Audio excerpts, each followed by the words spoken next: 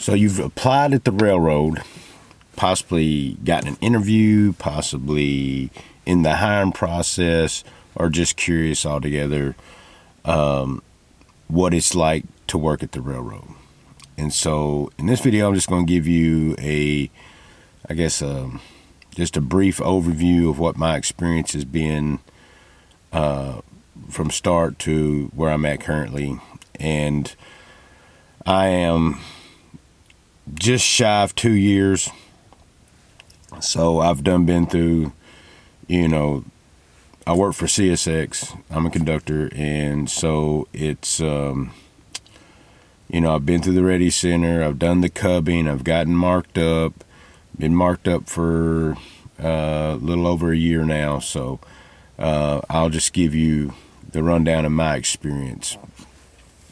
And I'll start with the REDI Center. The REDI Center, I really enjoyed. Some people didn't like it, but I thought it was a neat experience. Went to Atlanta for 5 weeks. They, put us up in a hotel. The food at the REDI Center was actually pretty good. And, I don't know how much I'm allowed to kind of give away or talk about, but I know, the first 2 weeks is kind of academics. The second 2 weeks is kind of outside, doing, switching moves and different types of moves and learning how to talk on the radio and stuff like that, mounting and dismounting cars and coupling and kicking cars. I mean, you just, just a 2 weeks of outside. It's a lot of information thrown at you in 2 weeks. A lot of rules to learn. And I will say that if you put the time in, and I think it's only fair. I mean, they've paid for you to stay in a hotel. They pay you while you're there. So, it's only fair just to devote some time to learning the rules. And if you do that, there'll be study groups. Y'all guys will get together and study at the hotel. And you can pass. You know what I'm saying? It don't take a rocket scientist. I mean, I know of plenty of people that's went through it with not even a high school education. So it can be done. So I wouldn't worry about that. The test, they're a little tough. The final exam's a little tough. Signals test is tough. But, you get multiple tries at tests.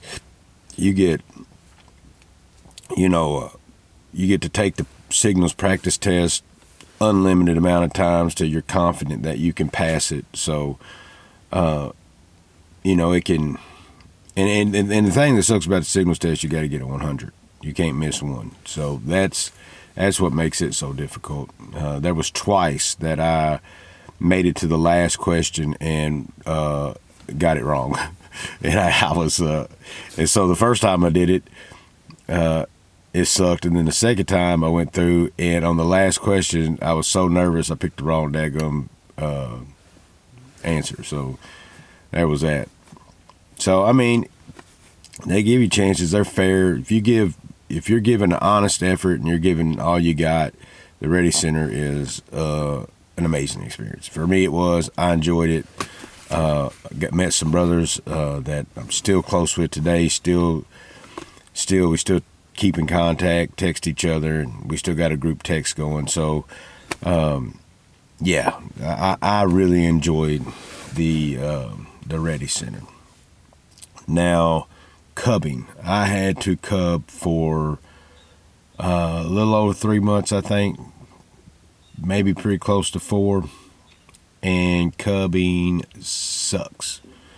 And I don't mean like it sucks so bad you can't do it. It just, the time it's over with, you're ready to mark up. or you're ready to be done with cubbing. Let me rephrase it. You're ready to be done with cubbing.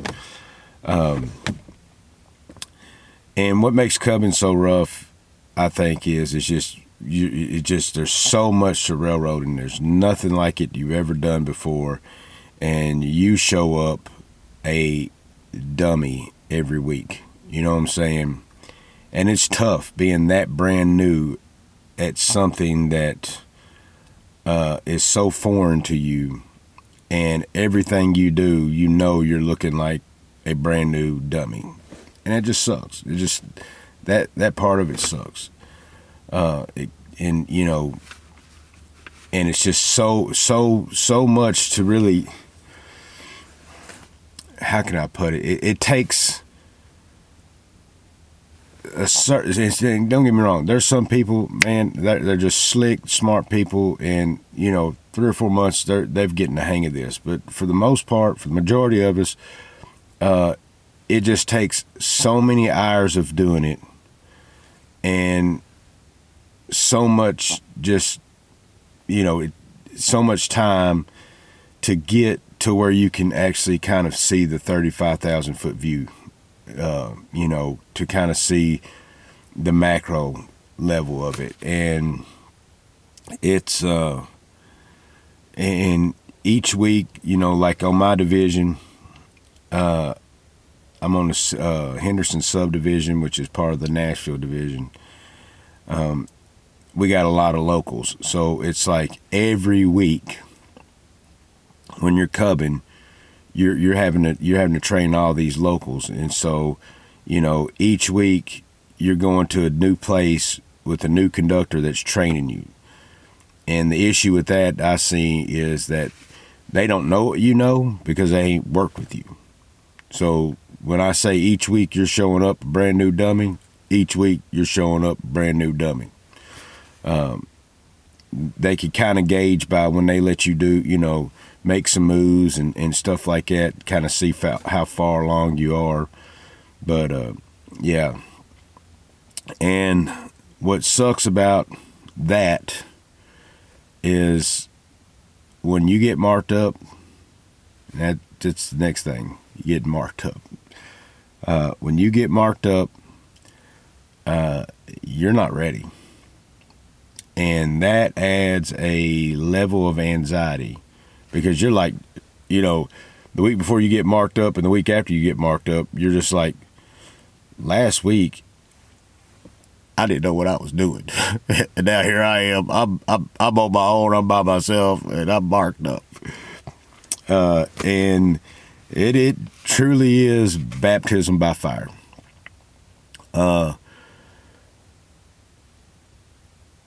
I will say most engineers are going to be there to help you.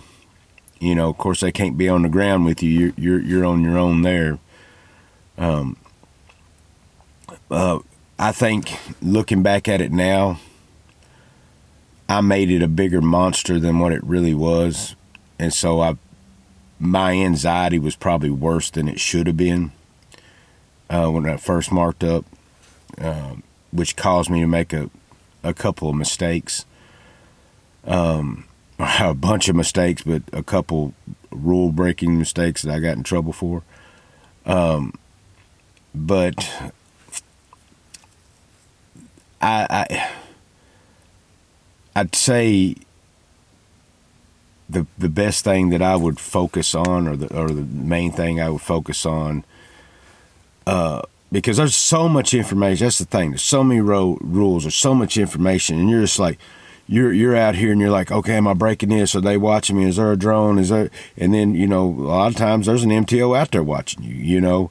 And then there's other people in the yard just sitting on their train with nothing else to do but watch you look like a dummy out in the yard, not knowing what you do.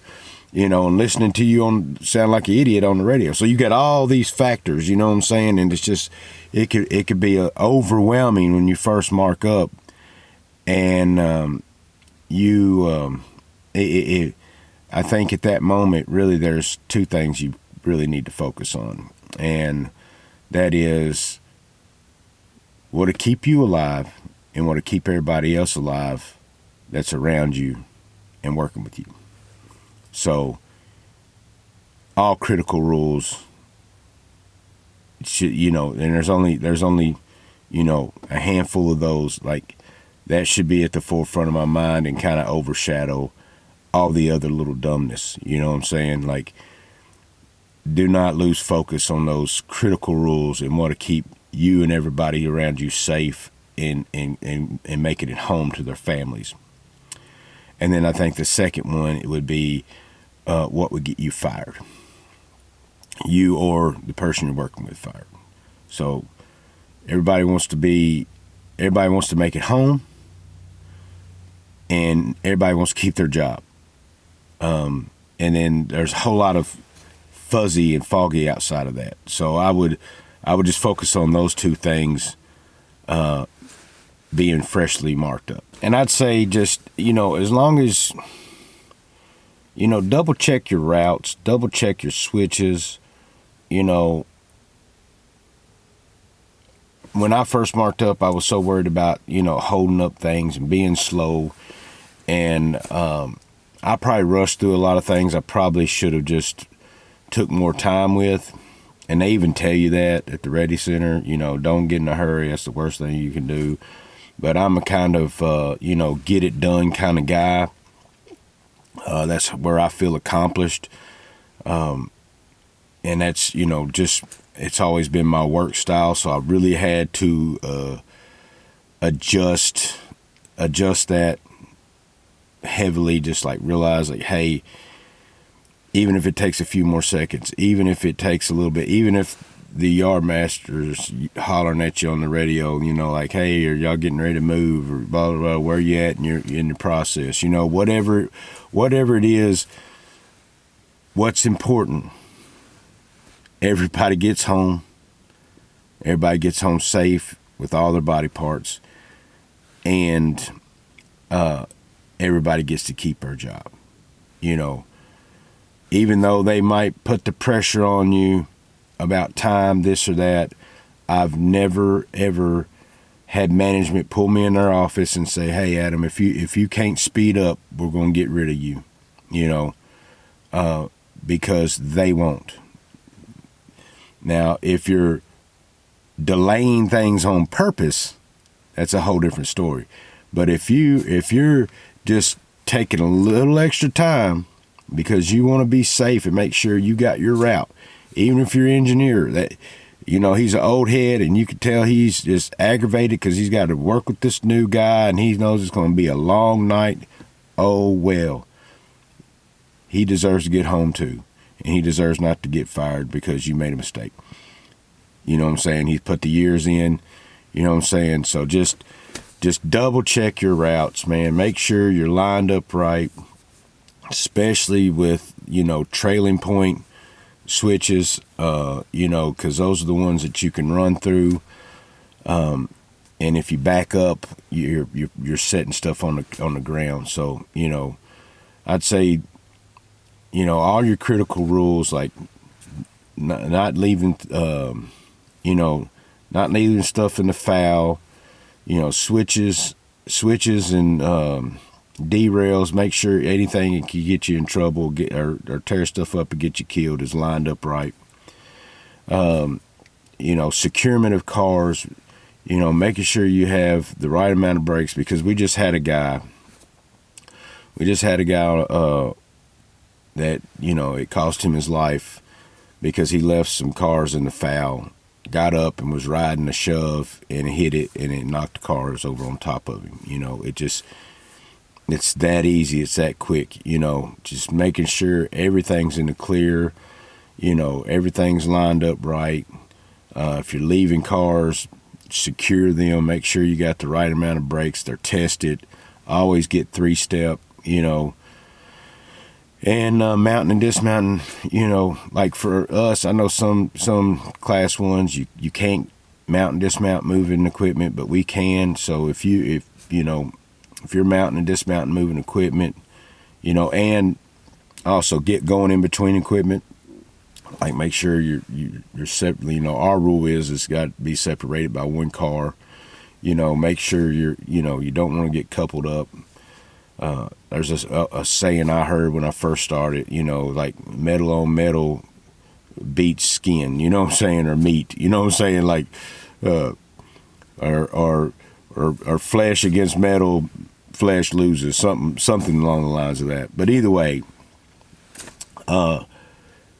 marking up at first can be tough, but it does get better if you keep a good attitude, continue to learn, don't have a know-it-all attitude. If the engineer tells you something and you don't think it's right, at least hear him out, you know what I'm saying, because he probably seeing something from his years of experience that you're not seeing.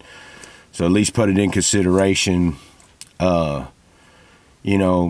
Allow feedback, welcome feedback, learn, and it gets better. I wouldn't say that, I'm a railroading machine or nothing. I wouldn't say that I'm a switching wizard, but I don't have an anxiety attack every day I go to work now. So it does get better.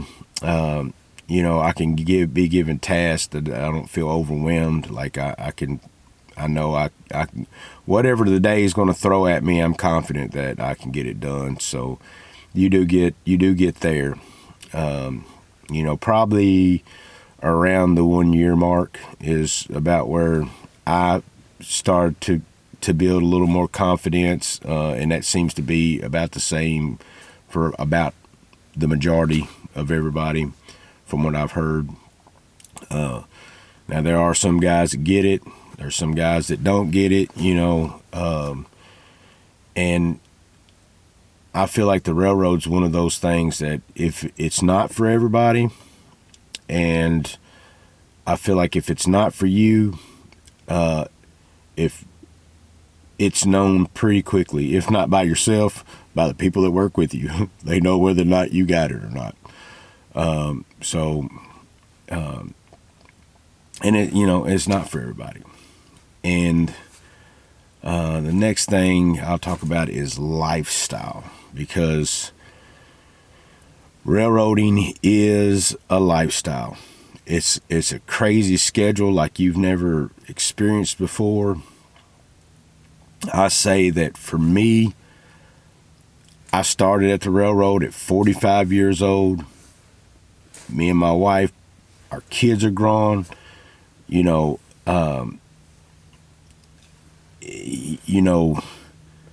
So a lot of things that I would have missed, I'm kind of outside of that window of life. But it's still, we don't have a lot of time with each other either. You know what I'm saying?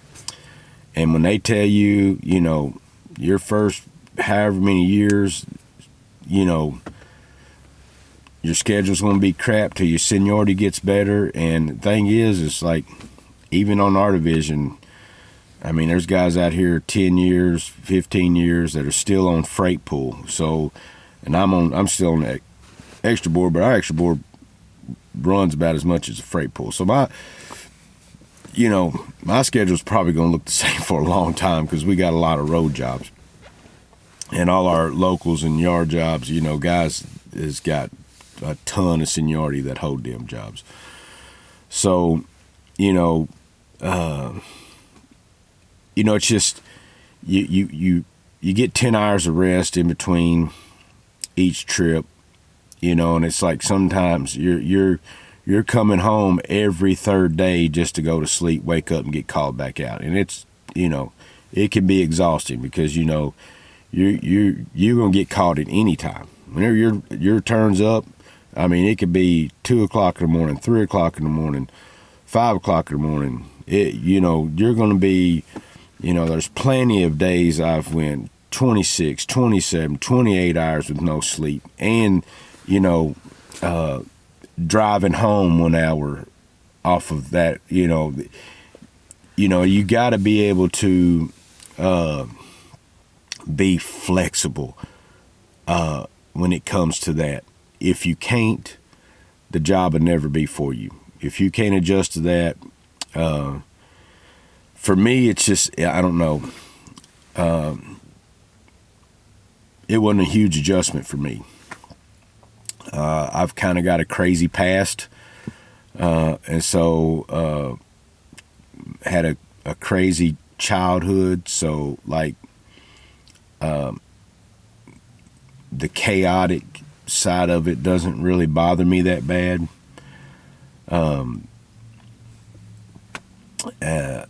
I do get to where I miss being at home, but here's the thing about the railroad. You could be stretched out on the road, wore plumb out, and if you're like on the extra board, next thing you know, you might be home for 3 days.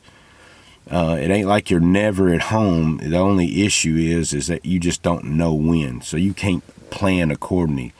Or if you are home, you're on call, and you just don't you can't get very far or do nothing real crazy because you got to be close to the house in case you get called out. So, I mean, sometimes the days off kind of suck because you spend most of the day looking at the board, seeing where you're at, looking at the train lineup, seeing what's going to be called, trying to guess when you might get out. And for the most part, it can be pretty predictable, but sometimes, next thing you know, they're flipping a bunch of people down, and they're, blew in some trains you didn't see, and then, it's just, so it can get unpredictable that fast. You know what I'm saying? So, but for the most part, a lot of times you can kind of judge pretty close. Like there's a lot of times I can go lay down at bed and I can look at the board and be like, well, I'm probably going to get to sleep through the night. And most times I get to. But then, people can drop the turn, people lay off. I mean, it's just, things happen. And you just got to be flexible. Don't get mad when you got to go to work when you thought you wasn't going to have to. I mean, it's just part of it, and they call it a lifestyle because it is. It's not really a schedule, it's a lifestyle. It's the railroad lifestyle. And here's what they told me when I first got hired on. They said, we don't pay you for your hard work, we pay you for your inconvenience. And so you do get compensated for your time away from home. Some will argue it's not enough. I think it's pretty good. The only thing is our economy sucks right now, so it don't feel like it's that much. But it's I've made my first solid year out here. I have made 6 figures, so the money's there. If you show up and you stay marked up, the money's there. So. And I'm able to do things that, I wouldn't otherwise if I didn't have that job. Like my wife gets to stay at home. I drive a decent truck. Got fishing stuff, kayaks, and there's things that I get to do because I can afford to do it. Otherwise I wouldn't be doing it. So there's that. If there's something that I left out or you got a question about and you want to know, just leave a comment. I'll answer it. If it's a good enough question, I might do a video on it. Who knows?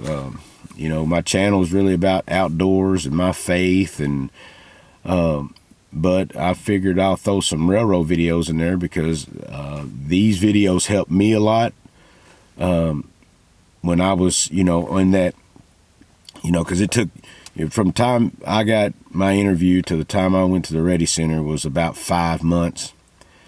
And so I really did a lot of research to see what the job was like because I knew the schedule would be crazy.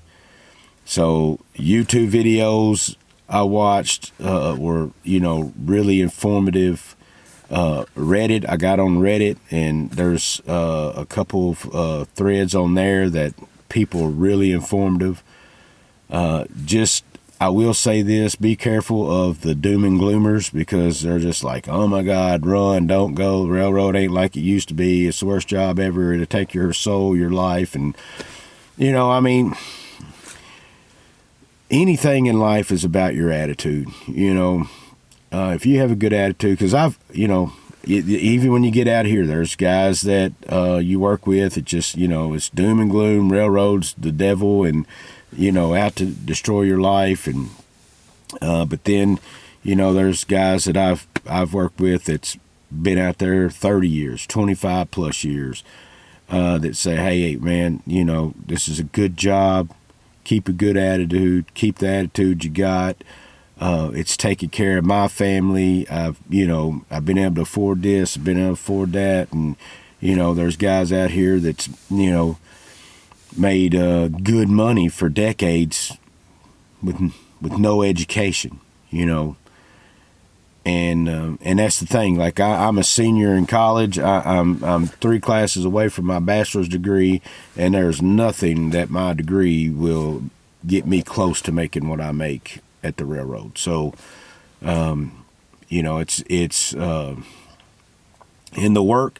There's days that the work sucks. It's hard. There's nights I got to work 12 hours in the yard, kicking cars in the rain. And the only reason I'm there is because the guy that normally works laid off because he didn't want to work in 32-degree weather and it's storming all night long, or it's snowing, So, there's those nights that things suck, but the thing is you just got to pay your dues.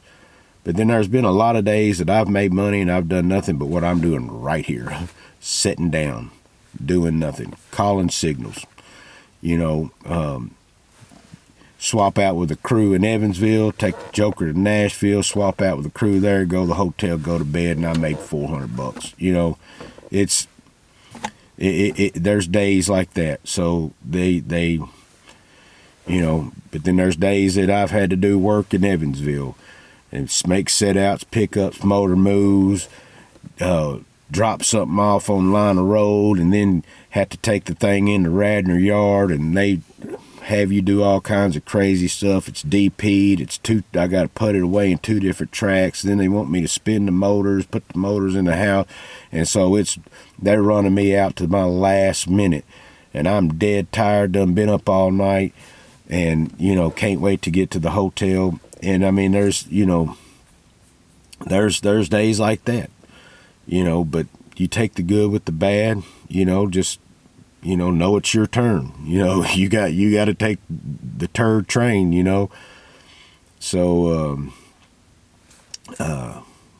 it's about it, man. And I think I've said about everything, man. I think just the most important thing, man, is just staying safe, taking your time, staying safe, especially when you're new, because most accidents happen with 2-year and under employees, and it's easy to do. It's easy to make a mistake. And it's it's such when you're new, it's so stressful. It's hard to keep your mind on what you need to do, but you really have to you really have to just kind of wade through the weeds of emotions and just stay focused on the task at hand and making sure, all you got to do is what's right in front of you. You know what I'm saying? Like, that train ain't moving till you tell it to. So if your next move is lining a switch, focus on that switch. And if your next thing after that is looking at the next switch, then you look at the next switch. But you don't think about where the end of that train's going to end up at until you're there. And here's the thing, you get in the yard, they're going to tell you exactly what to do. So you ain't got to figure out what you need to do. They've done told you, So just do as you're told and just focus on what's right in front of you. If what's right in front of me is that switch right there, I make sure that switch is right. Don't worry about that engineer, because he's sitting there and he can't do nothing till you tell him to move. So he ain't gonna get you in trouble. He ain't gonna run that train down your throat. None of that. Just take your time. Be safe. Make sure you and everybody gets home at night. don't tear nothing up, and don't get fired. You know, that simple.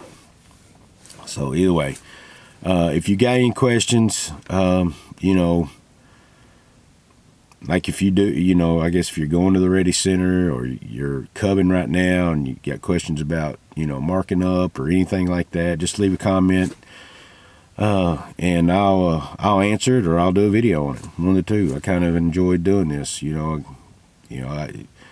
seems like that's what my life is anymore, talking about the railroad. So might as well turn a camera on and do it too. So anyway, appreciate you guys. Thank you for watching. I know I haven't done a lot on this channel in a while, but I plan on doing some more here in the near future. So subscribe, check it out, man. I like to backpack, like to fish, like to talk about Jesus, you know. So either way, I appreciate the subscription. And if you like the video, hit the thumbs up. Appreciate you guys. Oh, and I forgot to mention that there is another YouTube channel that I'd watched a lot that has helped me, and it's called Rails, Trails, and Tales. So check that YouTube channel out. That guy's got a lot of good information, and it was, you know, a lot of good videos on, you know, the attitude you need, what you need when you first start, you know, different things like that. Gear videos, which I plan on doing some gear videos, so stay tuned for that. But Rails, Trails, and Tales, check that guy out. Very informative dude. Works for BNSF.